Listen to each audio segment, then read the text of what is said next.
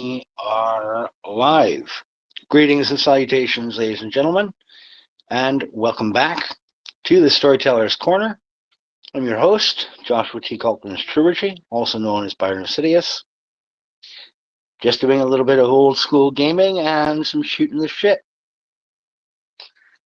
Normally on Wednesday mornings, myself and my buddy Cortex, Brother Cortex, over at Cortex G333 on his account on YouTube. We usually are doing deep dives. Ooh, that's a little loud.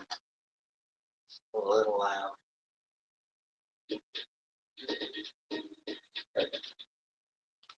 Super R-type. We normally are doing deep dives into mythology, folklore, urban legends, what have you.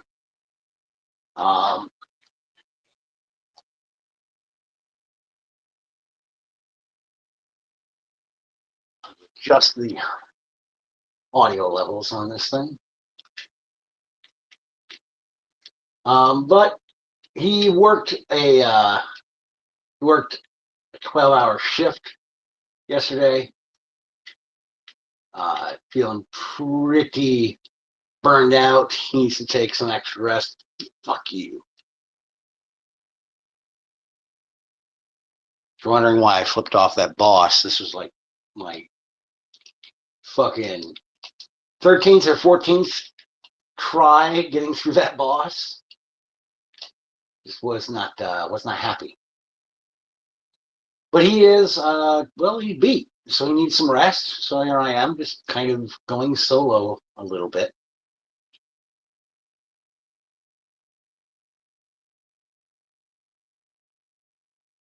Doing a little bit of old school gaming. This is Super R-Type from the Super Nintendo.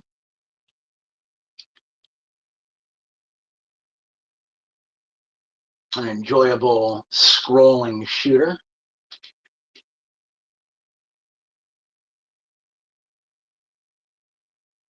You're familiar with Gradius, with R-Type, with I believe it was Einhander for the PlayStation 1, which was a rare non-RPG from Square. Squaresoft before they became Square Enix or Squeenix.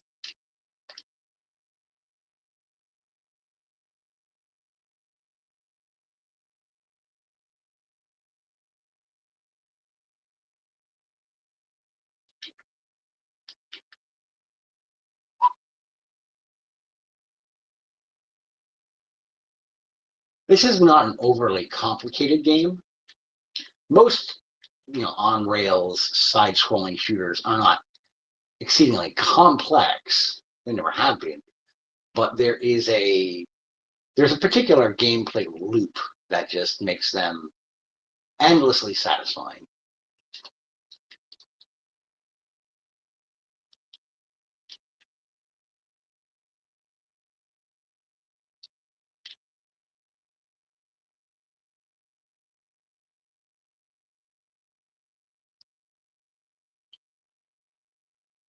They can be quite challenging, especially when the entire screen is filled with all kinds of looming death that can shoot at you, collide with you, blow you up from above, from below, from wherever.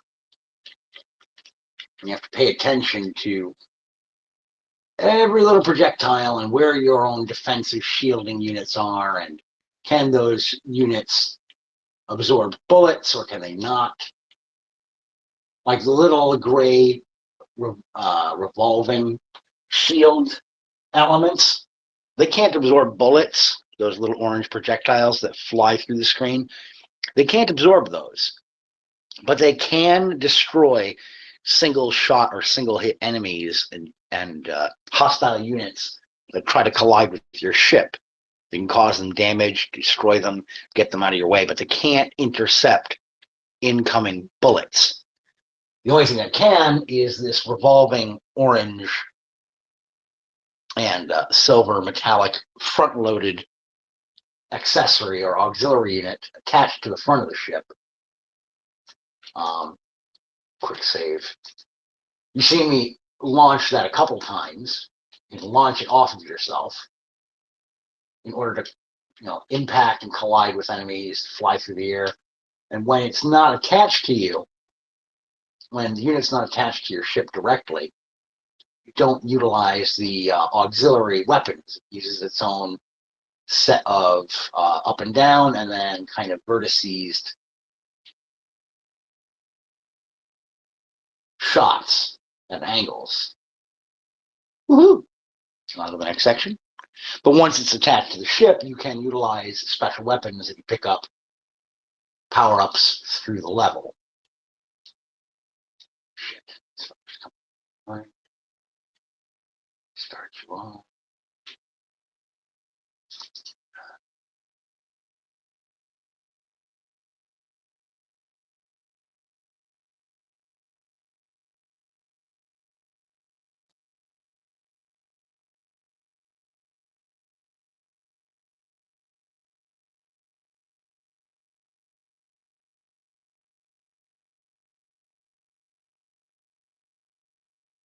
Oh yeah.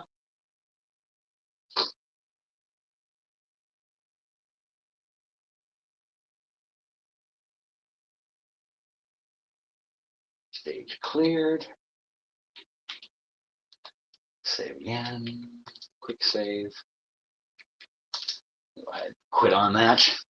But Super R-Type, really entertaining side-scrolling rail shooter of the ship rail shooter sort. Always loved that game. I owned a copy of it when I was younger and never beat the game. I still haven't, even here on the SF2000, my Data Frog. But I found it in the games listing and I was like, you know what? I'm going to go back and try to finally defeat that thing. This is a curious little title. This is Crusader of Senti. This is a Sega Genesis game. And if the graphics, the art style seems familiar,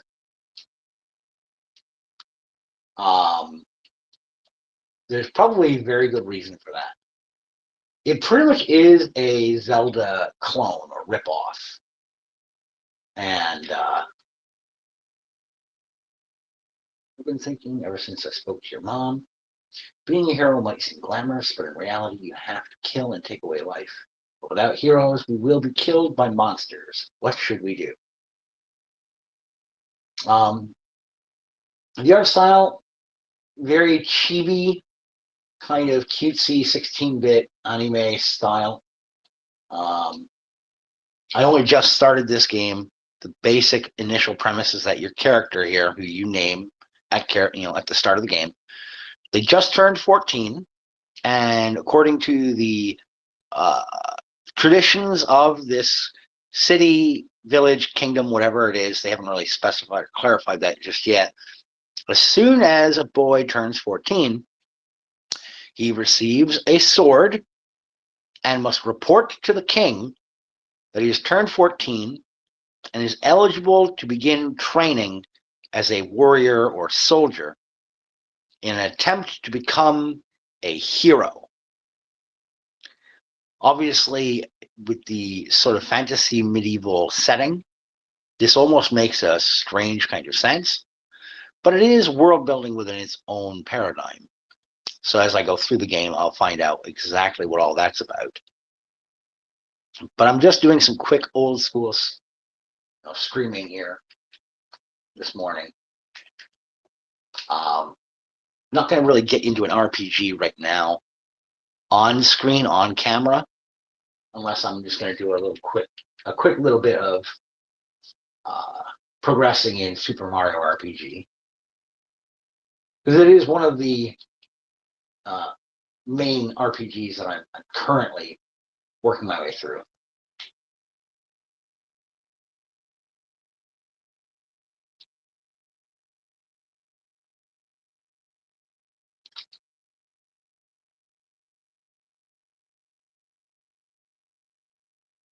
Shy Guys! Oh, wait, no.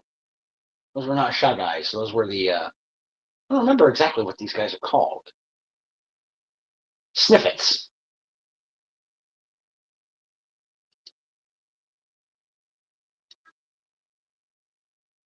These little Shy Guy gas mask wearing fellows.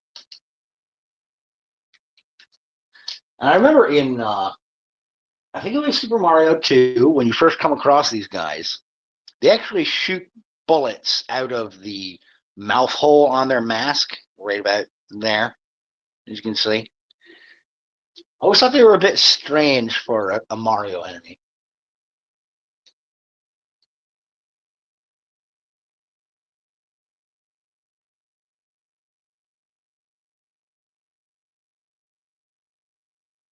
With the screen glare, I don't know if you folks can actually read the text on here. I've really got to get some drapes for that window. Some curtains or something to cut down on the screen glare. It's not as big an issue for the main TV down here in the family room. Because this is kind of a backup old television that my father-in-law, when he moved in with us, he brought this television with him just for us to set up his little Xbox on. And I was just like, well, wait a minute, it's got component in cords, so I can actually plug my Data Frog to it and play my Data Frog instead of on the mobile unit itself. I can use the accompanying controller to sit and play on the couch. But no, there's no screen glare on the main TV down here in the family room,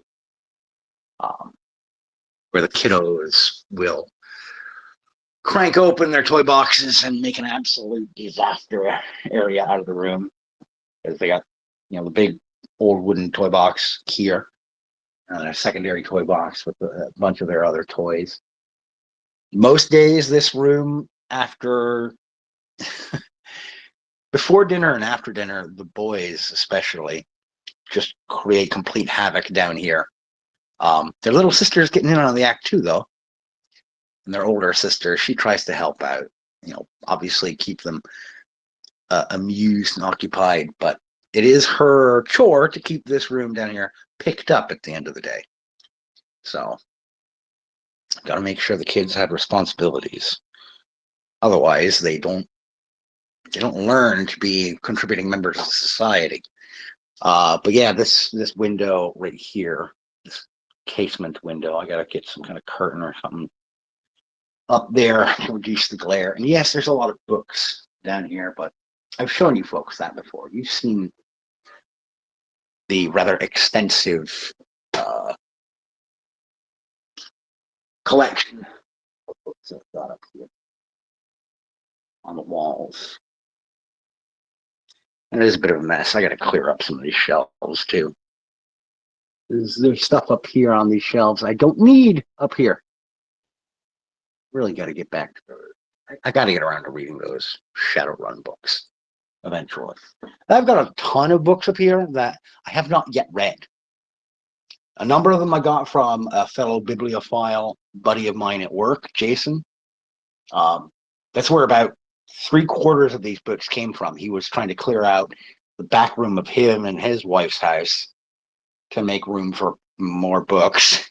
And he's like, hey, I got no more room for these. Do you want them? I'm like, sure, fuck it, I'll take them. And the other 25 to 30% of the books I have are just books I picked up at half-price books or the local library when they were having book sales. All these Star Wars books. And my daughter's got her own shelf now for her books, although I know that they're not all up here. I know she's still got a handful in her room that she just hasn't brought out to put on the shelf yet. Get them reading when they're young, and they will continue to read. That is a truism. It is a maxim that is very true that I would promote and recommend. Anyhow, I already say that. But most of the games that I've added to my favorites folder here, because on the Data Frog, you've got a favorites folder right here that you can add games from the other game lists. so that they're all in one easy to access folder. Now you would think favorites folder shouldn't have too many games in it. I've currently got 77 frickin' games listed in my favorites. And most of them are RPGs. Ogre Battle, The March of the Black Queen, Final Fantasy 2 and 3, Earthbound, Brainlord, Crusader of Senti, Crystallis, Mystical Ninja starring Goemon. It's not really an RPG. Final Fantasy Legend, Adventure, Night Quest, Shock Troopers. That's not an RPG. That's an arcade. Blast them up. Evo, Search for Eden. Never played that before. Now playing it. Cybernator, which I showed you folks a little bit of on one of the screens I was doing. Paladin's Quest is an RPG. Robo Trek, I've read a lot about lately. That it's a great kind of mech-based old school JRPG, so I'm going to try that out. Lagoon, which I never played when I was younger. Terranigma, again, never played it when I was younger. Shining in the Darkness for the Sega Genesis. I didn't own a Genesis when I was younger. This is not an RPG either. I've only got this here to play Gunstar Heroes. Sword of Vermilion.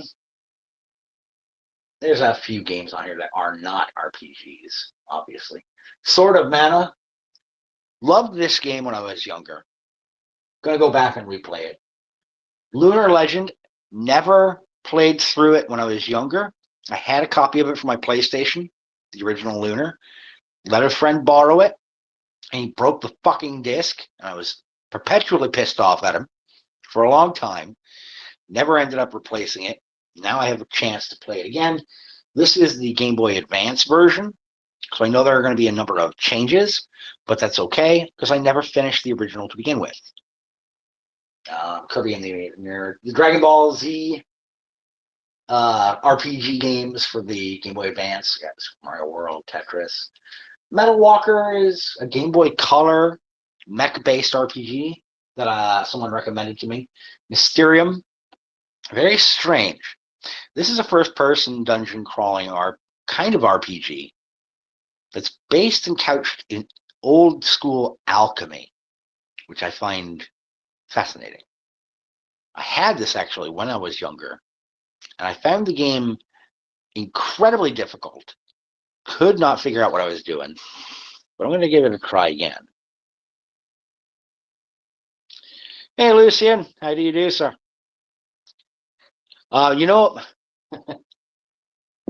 you say it's tidier than your bookshelves. Yeah, the problem with a good bookshelf that's like on the wall is that if there's enough space, you will find an excuse to just set stuff down up there for a little bit. You never remember to come back to it and clean up. But down here, I do have another bookshelf that is more of a personal bookshelf that I do not keep open and available to everybody. It's my mythology bookshelves, plural. I've got some of my favorite old books and a lot of my journals, outline notebooks, review notebooks. Everything in here is just my handwritten notes from over the years. But I like to keep those on hand in case I need to ever go back and reference them, which may seem a bit obsessive or OCD. But I like to make sure I have this stuff available, this material on hand to refer to be able to say, yeah, here's what I said, here's when I said it.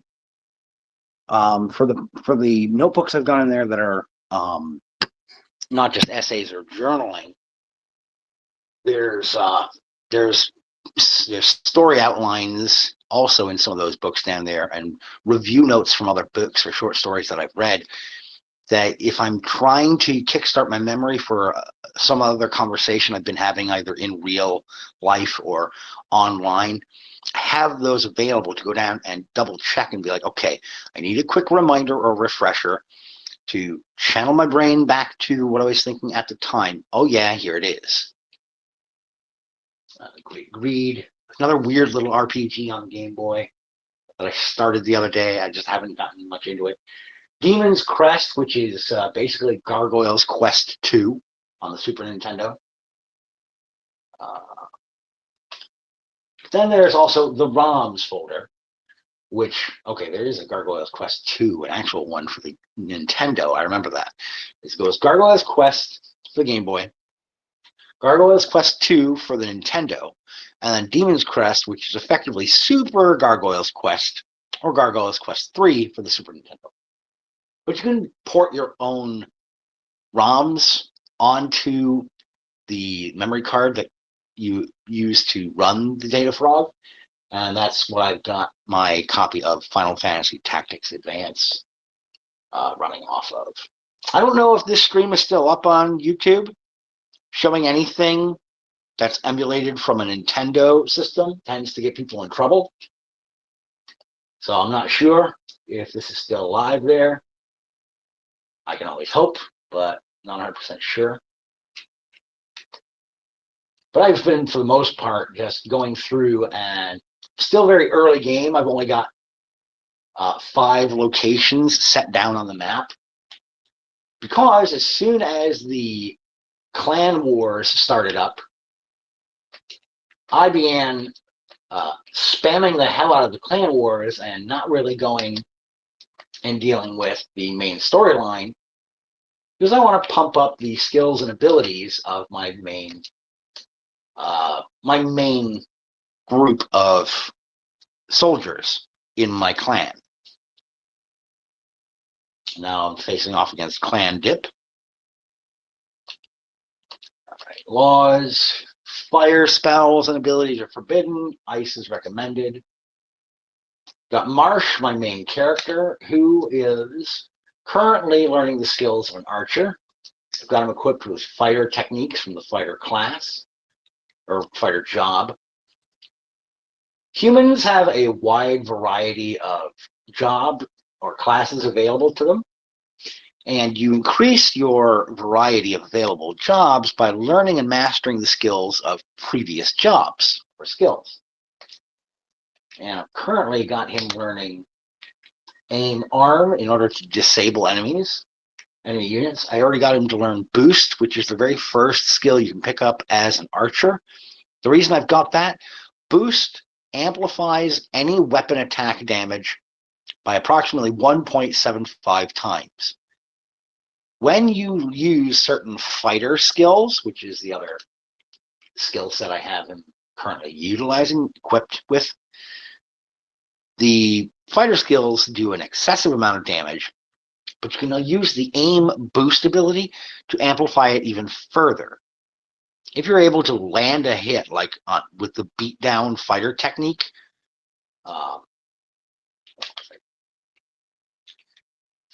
Hunter, here are the fighter techniques.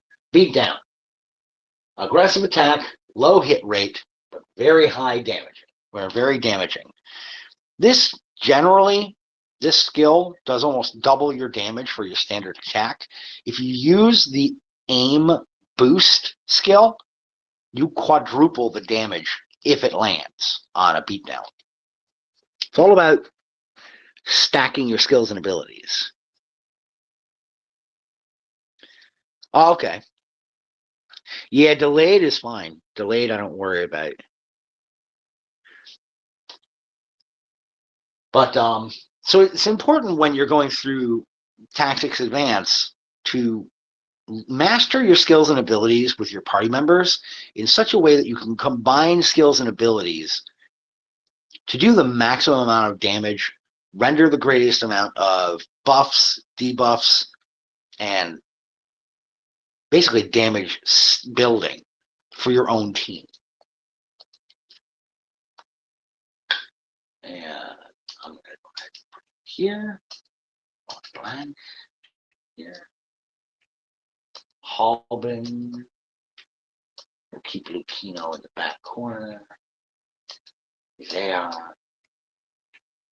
Sotel. Yeah, we'll keep it. All right. You can usually deploy as many as 6 members of your clan, up to 6 members of your clan into any encounter, any engagement. And if your characters should die in a standard engagement where a judge is present, don't worry. They're just knocked out. They're not permanently dead. So there is a certain amount of kind of mercy that you've got available at this point in the game that you don't normally have. You know what? Check. The Protect spell from the White Mage list allows you to boost your physical defense for a grid of characters. Now, Misery I've got set to currently the job of Assassin. The first skill she's learning is Rock Seal, which is an instantaneous stone or petrification spell ability. It can only be done in melee range, but I've got my reasons for setting her up that way. But one of the other jobs that the Viera, her race, can learn, one of their initial jobs, is White Mage. So I had her learn several White Mage spells. So she would have consistent utility in the group without necessarily having to go immediately combat heavy. But in order to get to the Assassin for her, I had to first learn archery, 2 archer abilities, so I could then learn 1 sniper job ability, because the sniper only opens up after you've learned at least 2 archer, or not sniper, sharpshooter. Once you've learned 2 archer action abilities, you unlock the sharpshooter job. You need 1 sharpshooter job and 1 elementalist job ability to unlock the assassin. In order to unlock the elementalist, you need to unlock 1 archer and 1 fencer ability. Or sorry, 1 white mage and 1 fencer ability. So you have to learn at least 1 action ability from each of those jobs to unlock the other job, unlock skills from that job, plus the other unlocked job to get the assassin. It all builds off of ladders. It's very much a tactics heavy kind of, you have to put in a lot of time and a lot of individual unit building to get where you want them to be. To make them the most efficient member that they can be in your unit. But this is all still early stage in the game. I've only done a very small handful of story missions or jobs. The rest of it, I've been doing these clan encounters in order to build up the skills and abilities and levels of my primary party members and backup party members.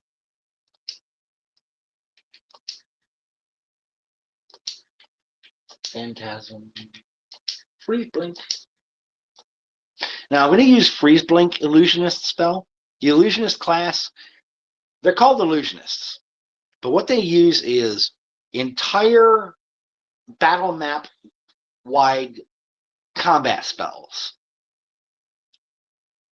I don't know why they're called Illusionists. I have no idea.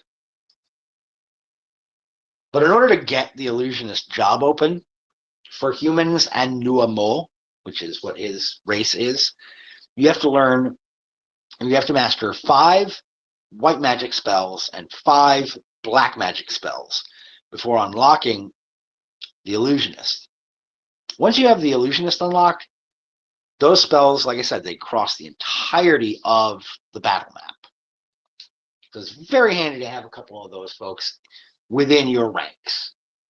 One of my backup party members, that white mage Sotel, he's not originally in your clan. I recruited him after a couple of engagements. He joined on board. I've been building him up through the black mage and white mage, so I have a second illusionist available for my party. But I don't bring him to every engagement. He's a backup character that I only really bring in to learn these skills and abilities.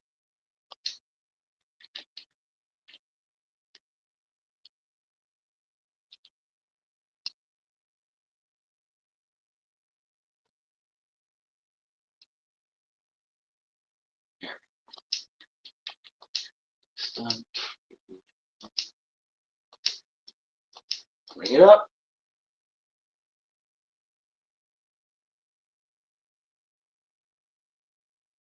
Booyah!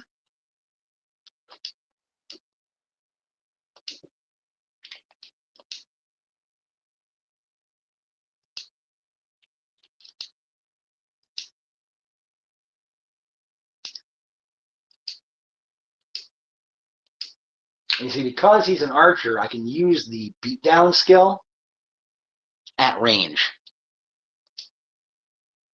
which is handy. It's very handy, especially when you stop that other character, because that means they're timed out. Every attack on them is a 100% chance to land a hit.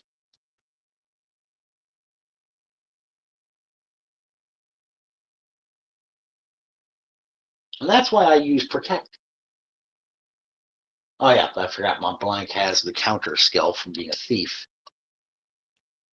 So another thing that's really weird about the way Tactics Advance is set up, the only two jobs that start off with the ability to learn counterattack are monks, which that makes sense. But then the other one are thieves. So if you want to learn the counterattack skill, you have to learn at least a little bit of thief skills. It's a reaction skill, not an action skill or ability. Like I said, a little bit odd as far as I'm concerned. All right. But I've shown enough of that one. I love Tactics Advance. I put in I think around 26 hours on it.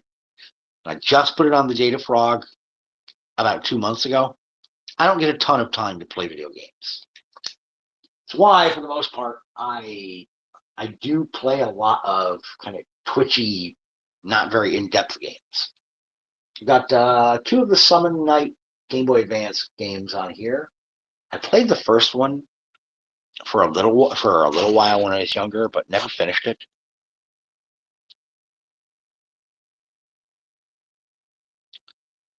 Oh yeah, no doubt about it, Lucian. I want to do this now. I want this ability right now, kind of immediate, instant gratification player that has become prevalent. They would not have the patience for that. But it's why I love Tactics Advanced, because it does require a certain amount of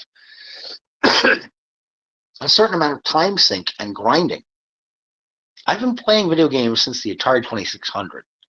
When it comes to JRPGs or Japanese style role playing games, I like to be able to grind, to power up my characters and my party. It's part of the setup. There's a tradition to it that I enjoy, that I appreciate.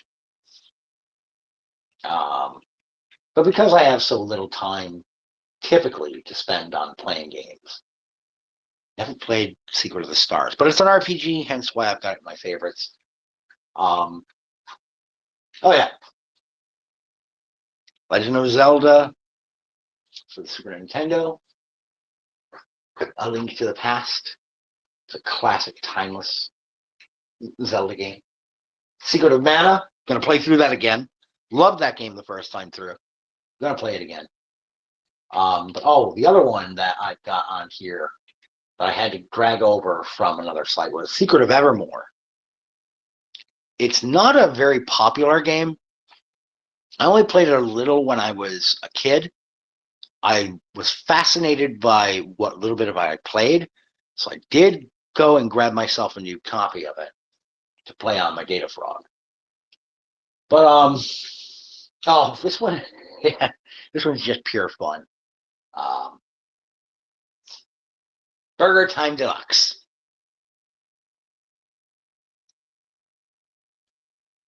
Even classic old school cheese.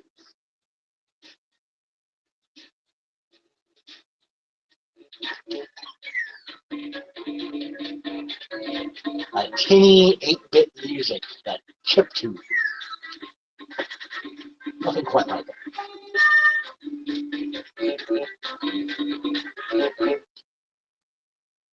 Now, so I'm not completely raping everybody's ears.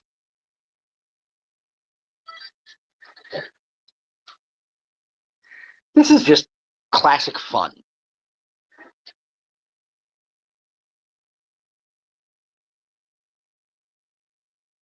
Crap. Run away, little chef. Gotcha.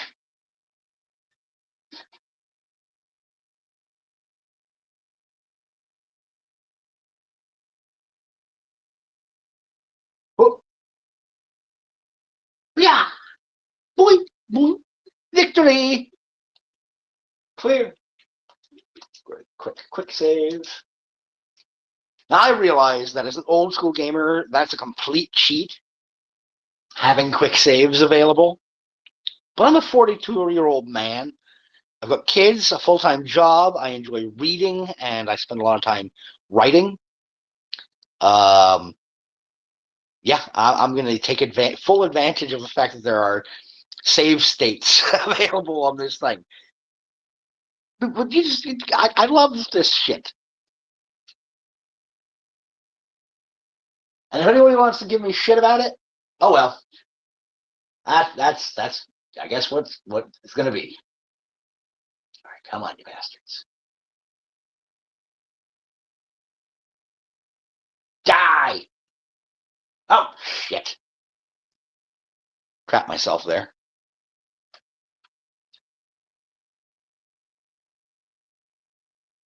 That is a trap. Just now realizing that, like, I can end up trapping myself in here.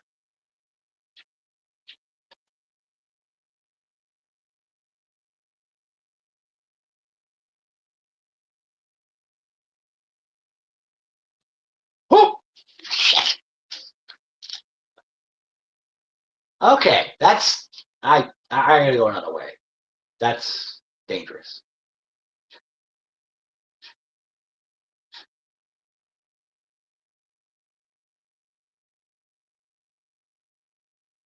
Oh, there's no ladder there. All right. Ooh. Oh shit.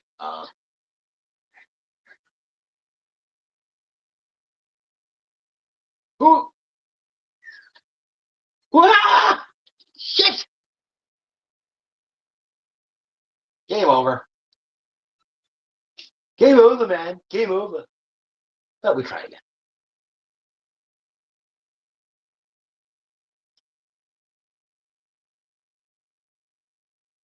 Get damn close without making contact.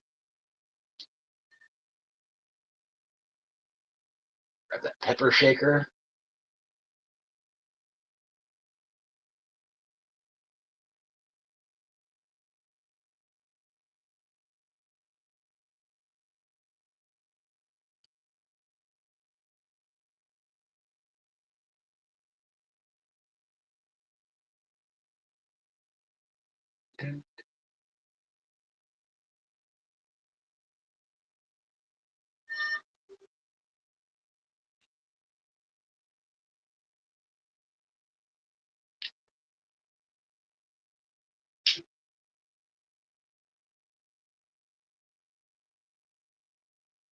Go, go, go, go, go, go, go.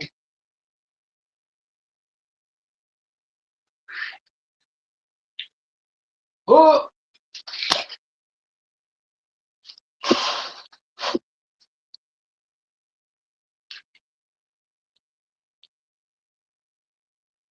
Yeah, you have to, man.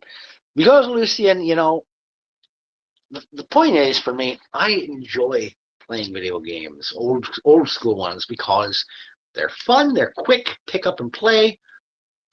Particularly these older ones, because I'm not looking for a long term investment in terms of time. For a lot of these twitchier games, they're just pick up and play fun. I'm not trying to become a champion. I'm not trying to be the best or do a speed run. I'm just enjoying it. I don't have usually a great deal of downtime to do these kinds of things. So when I get the chance, I want to enjoy what I'm doing. Now with an RPG, and as I indicated from the majority of my list here, Breath of Fire 1 and 2, most of the games I have on my favorites list are actually RPGs, but interspersed and scattered throughout my favorites list are a bunch of twitchier, kind of just fun pick up and play games, or puzzle games like Dr. Mario. Because I don't always have a lot of time to sit down at length to play something. Oftentimes, especially if I'm on a break at work, all I've got is 15 minutes for my first and third breaks at work at the night. So I'll take the Data Frog with me. And because this is not like a fixed in big unit, that's the Data Frog. I just have it hooked through the AV component cord that it came with in order to connect it to the television. Let's see here. Okay, cool.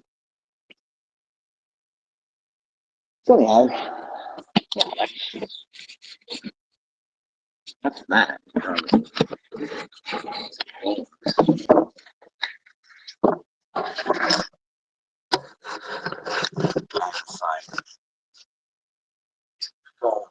at home for broadcasting, but right now I don't want to use my laptop because I've got very little room left on my laptop memory. I've got to scrounge and scourge through that to open up some stuff. And the camera on my laptop is not very sharp. I'll be honest about that. Because it's an older little workhorse laptop, I use it mostly for my writing. The only other thing I really wanted to get into right now for this kind of impromptu morning broadcast, again, the only reason I'm on here myself right now this morning is because Brother Cortex worked a long shift yesterday and he's burned out and tired, so he's catching some extra rest. Normally, we would be doing our Wednesday deep dive. There might not have been as much of a sense of urgency to do the show either because we didn't have a deep dive subject picked out for today. Normally, we have a deep dive subject, some kind of analog horror or supernatural weirdness that we dive into and examine. We didn't have anything set up for today. So probably all the more reason he was like, look, dude, I'm just fucking tired. Can we just forego it for today? And it's like, yeah, not a problem, brother. I'm not worried about that. I take no offense. Oh, sorry, Gunner. So kind of filling out here by the garage door. Oh, sorry about that, man. Grunting and the doofing. Put that there. That's the garage. There it is.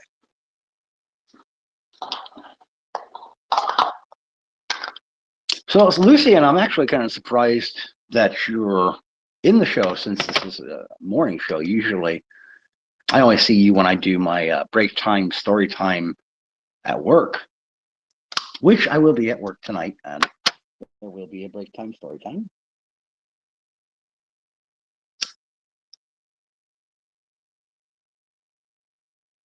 And since we are in the week leading up to my favorite holiday of the year, we are in the week leading up to Halloween. Obviously, Halloween is next week, but being that I have Mondays and Tuesdays off, and I'm not going to be on streaming on Halloween night, I took Halloween evening off from work so that I could take my kids trick-or-treating. And when we're done, I'll be giving out candy here at home. Every year, I'm the one who posts up at the door to give out the candy. And my sons and my younger daughter, they're too little to go out with the late crowd for trick-or-treating. We take them out with the early grouping when it's recommended because, littler kids, they're already running late into their day. Safety purposes, I take my kiddos out with the first batch of goers out for Halloween trick-or-treating. And that, that makes sense. So I usually get back home with them early enough that I'm able to give out candy for the kind of the middle and the older group of kids that still do trick-or-treating. Last couple of years, I've run out of fucking candy way too early because I tend to overgive, but being a little bit more reserved with how much I'm going to give out this year to each kid.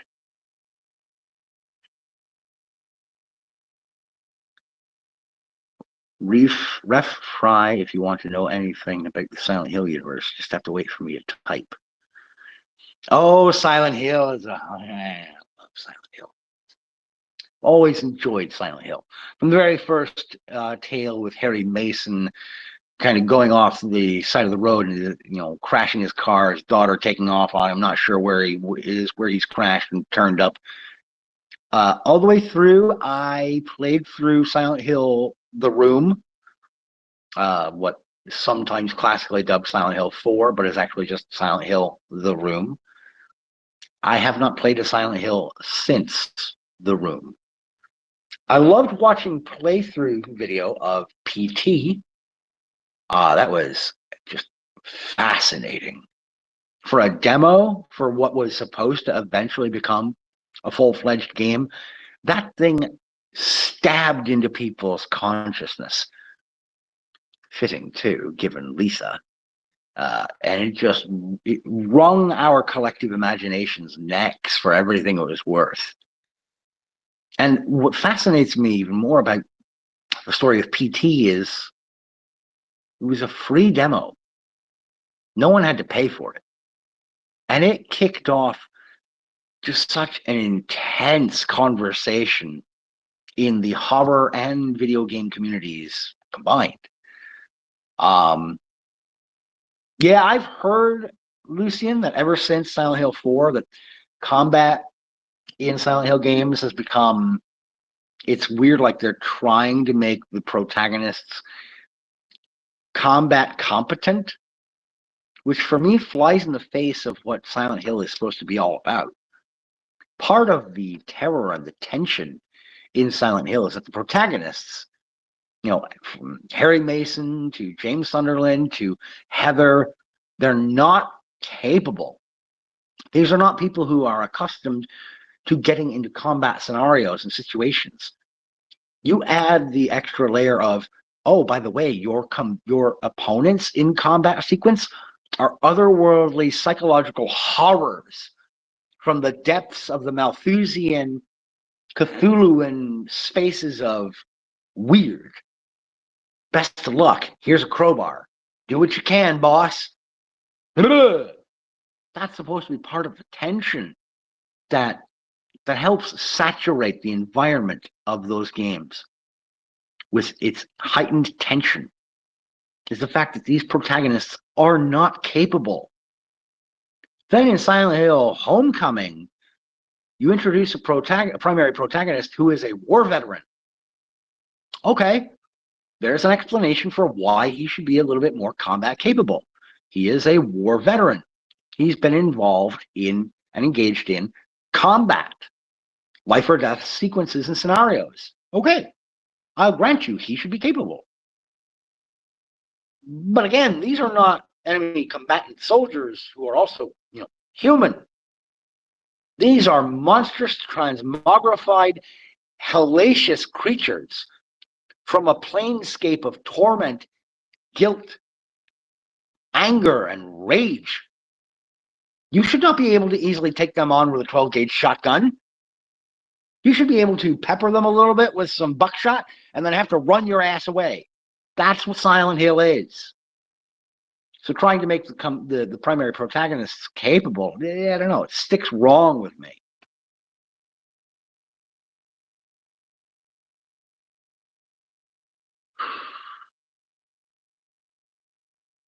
But yeah, anyhow.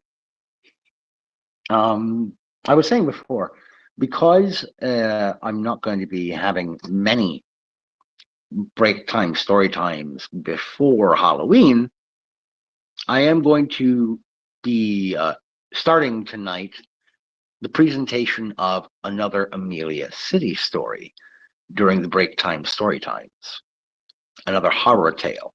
And this is a slightly longer short story. It will take a few installments of the Break Time Story Time to get all the way through, which is why I'm going to be starting it tonight, so that by the time I finish it up, I wrap it up, I won't be going past Halloween, so that the entirety of the horror tale can be told.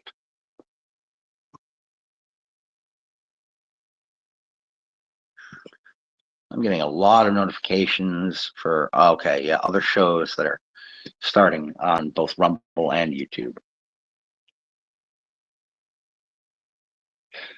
So yeah, anyhow, I've been droning on for, it looks like nearly an hour, so I'll be wrapping it up here shortly.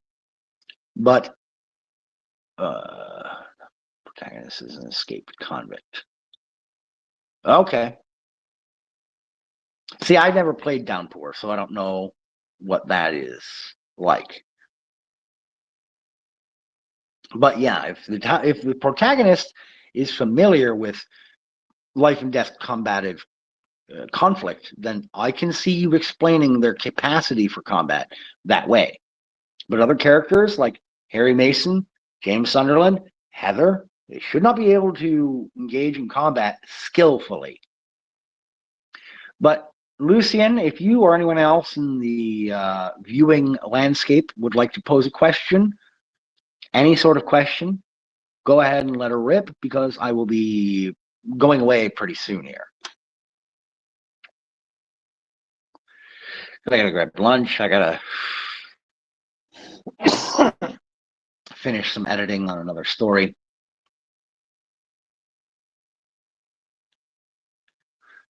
And actually, I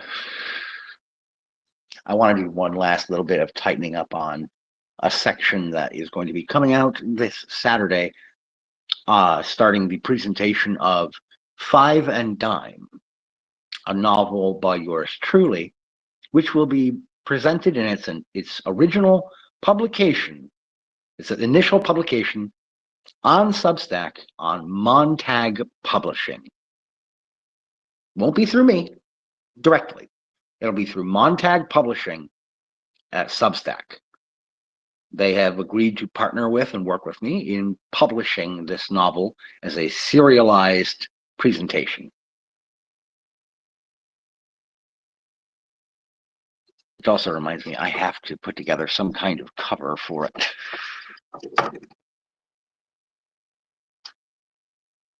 And I'm not exactly much of an artiste, so I gotta get creative. Gotta get creative because I don't have the budget to commission a cover art.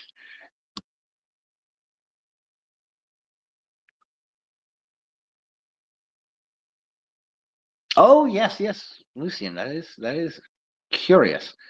That the folks from PT moved on to do Death Stranding.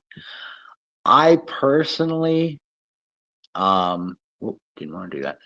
I personally believe that there's a similarity in narrative styling there that would be the primary cause for people who were engaged in or involved with PT to have then moved on to working on Death Stranding. I personally think a lot of the psychological elements of the narrative, the spiritual and psychological elements of PT, could be found in Death Stranding, particularly the theme around death and what happens beyond termination of life. She Chair on YouTube, greetings and salutations. Oi, to you. Because PT and Silent Hill, generally speaking, those stories, those narratives tend to focus on the paranormal and supernatural occurrence of death and what happens surrounding the phenomenon of the passage of a mortal existence. Yeah, Konami, not Capcom, Konami junked PT.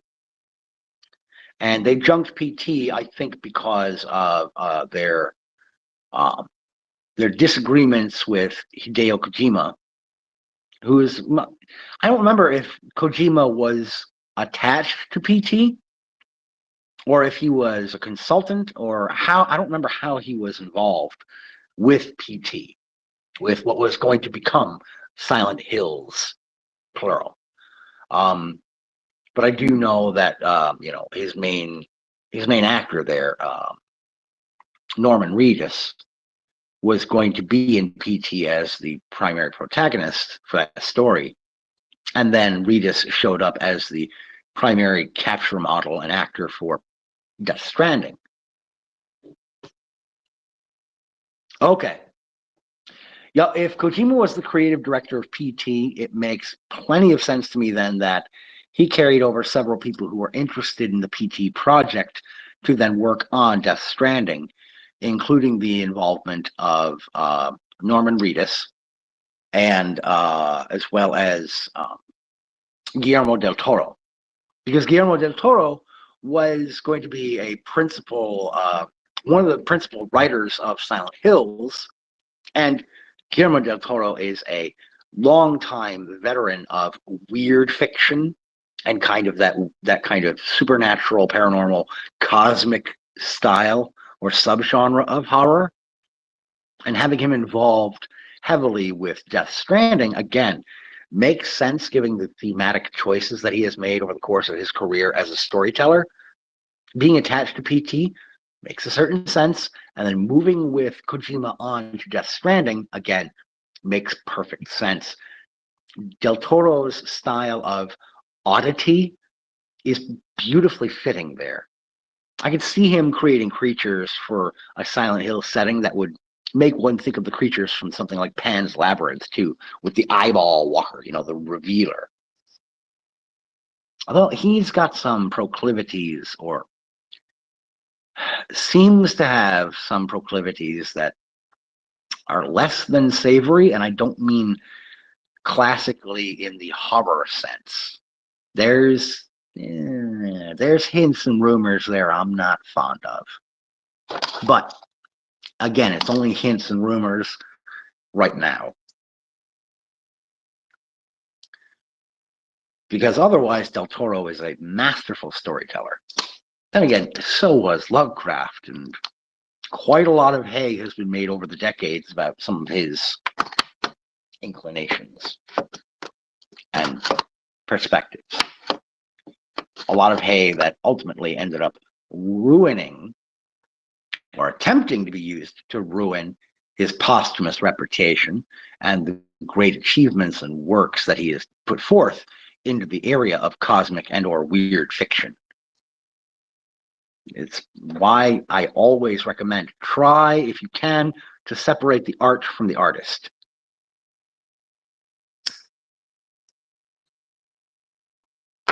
It's not always easy. It's not always easy. There are people on Substack whose genre fiction works or poetry I find deeply engaging and wonderfully written, technically beautiful, semantically very tight and professional, but their socio-political views and articles and essays make me want to scream at them until their eardrums burst. But I will still read their poetry or their fiction because it's well written. If you've got a character who you develop in such a way that I hate their guts, but they're a fully fleshed, three-dimensional character, I will tip my hat and say kudos to you. You've created a compelling and very tangible character here. They're unlikable as all hell, but they keep me hooked to read their story because it's well written. If your material is well written, I'll read it. I may disagree with it. I may find elements of it completely detestable. But if you've got skill and talent, I have no choice, if I'm being honest, but to point out that you've got skill and talent. Period. Jonathan Franzen is a masterful storyteller. He's able to create some wonderfully deep characters who are complete pieces of human garbage. But you did a good job creating them.